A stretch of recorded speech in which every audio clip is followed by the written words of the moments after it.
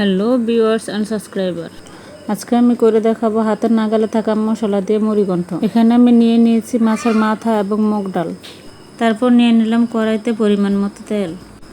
তেল গরম হলে দিয়ে দেব পরিমাণ মতো পেঁয়াজ।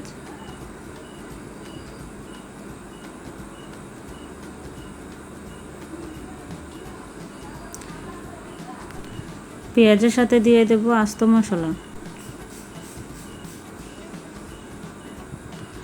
মশলাগুলো আছে দারচিনি, এলাচ, তেজপাতা। পেঁয়াজ মশলাগুলো কিছুক্ষণ ভেজে নেব। তারপর দিয়ে দেব পরিমাণ মতো পেঁয়াজ বাটা। পেঁয়াজ দিয়ে কিছুক্ষণ নেড়েচেড়ে ভেজে নেব। ভাজা হলে দিয়ে দেব সামান্য একটু পানি। পানিটা দিয়ে একটু জাল করে নেব। তারপর দিয়ে দেব সামান্য একটু আদা রসুন বাটা। দিয়ে দেব স্বাদ মতো লবণ, 1 চামচ হলুদ, 1 চামচ মরিচের গুঁড়া, 1 চামচ ধনিয়ার গুঁড়া, সামান্য একটু মশলার গুঁড়া, দিয়ে দিলাম জিরার গুঁড়া। তারপর দিয়ে দিলাম সামান্য একটু দুধ। দুধটা দিলে কালারটা একটু সুন্দর আসে, খাবারের স্বাদটাও একটু বেড়ে যায়। তারপর নেড়েচেড়ে কিছুক্ষণ মশলাগুলো কষিয়ে নেব। কষানো হয়ে গেলে হালকা একটু তেল বেশি বেশি উঠবে। তারপর দিয়ে দেব মাছগুলো দিয়ে নেড়েচেড়ে সেদ্ধ করে নেব।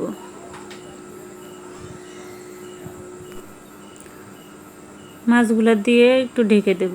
ঢেকে দিলে সিদ্ধ হয়ে যাবে। সিদ্ধ হওয়ার পরে সামান্য একটু ভেঙে দেব।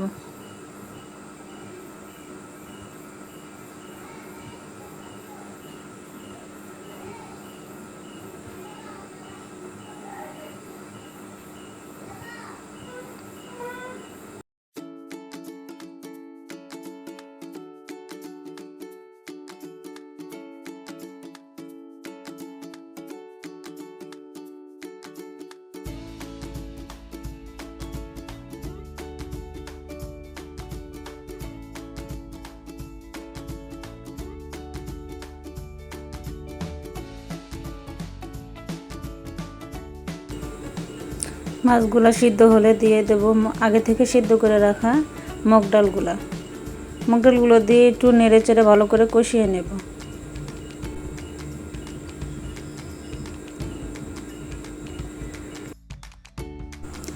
কষানো হলে দিয়ে দেব সামান্য একটু পানিগুলো দিয়ে নেড়েচেড়ে ভালো করে জাল করে নেব। তারপর দিয়ে দেব কিছুটা কাঁচামরিচগুলো দিয়ে নেড়েচেড়ে পানিগুলো হালকা একটু শুকিয়ে নেব।